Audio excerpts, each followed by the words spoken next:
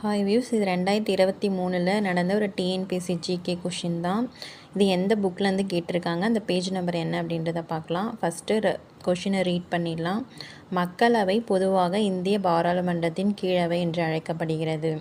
Second, மக்களவை உறுப்பினர்கள் நேரடியாக மக்களால் தேர்ந்தெடுக்கப்படுகிறார்கள். மூணாவது, 44வது சட்ட திருத்தத்தால் மக்களவை உறுப்பினர் எண்ணிக்கை 545ஆக உயர்த்தியது.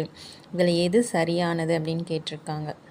ஸோ இங்கே பாருங்கள், இது 10th புக்கு தான். அதில் பாலிட்டியில் செகண்ட் லெசனில் பார்த்திங்கன்னா மக்களவைய டாபிக் பேஜ் நம்பர் 268. அதில் மக்களவையில் பார்த்திங்கன்னா கொடுத்துருப்பாங்க. கீழே 545 உறுப்பினர்களை கொண்டுள்ளதுன்னு சொல்லியிருக்காங்க. பட் 44வது சட்ட திருத்தம் அப்படின்னு சொல்லிட்டு மென்ஷன் பண்ணலை.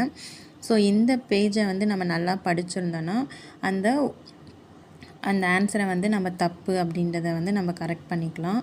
அதே மாதிரி இன்னொன்று பார்த்திங்கன்னா, மக்களால் நேரடியாக தேர்ந்தெடுக்கப்படுகிறார்கள் அப்படின்னு சொல்லிட்டு இங்கே கொடுத்துருக்காங்க.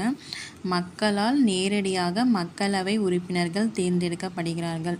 ஸோ இந்த லைனும் அங்கே கொடுத்துருக்காங்க. ஸோ இந்த டாப்பிக்கில் நம்ம இதை கரெக்டாக படித்தோன்னா இது கரெக்டு அப்படின்றதும் நம்மளால் சொல்ல முடியும். அதே மாதிரி நம்மளுக்கு தெரியும், மக்களவை அப்படின்றது ஒரு கீழவை என்றும் மாநிலங்களவை அப்படின்றது ஒரு மேலவை அப்படின்றதும் நம்மளுக்கு தெரியும். ஸோ இதை வச்சு நம்ம இந்த கொஷினுக்கு நம்ம ஆன்சர் பண்ணலாங்க.